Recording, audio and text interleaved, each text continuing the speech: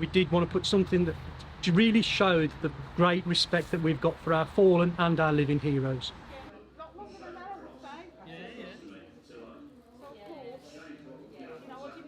We've been making these poppies for Remembrance Day, and all it is a plastic bottom of a bottle, and we've covered it in tissue and put a black little lid on, which I think's amazing. I just thought it was really clever. It was really clever, and I'm so grateful to them. Okay, I have been working with Michelle Hill and everyone on this, and I feel so happy. Well, we come to now.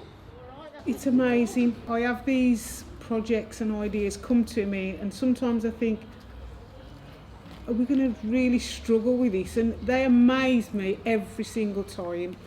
It's important to remember all those that sacrificed their lives in the name of freedom and for the rights and for the civility of the country, if not the world. It's an absolute delight and pleasure to see it in Amblecote on the church, and it's a privilege to be part of it. It's just a really lovely thing to do, I think. It's really emotional, to be quite honest with you, and I wish we'd got more. If I'd have known we'd have had more of a spread, we will know what to do next year.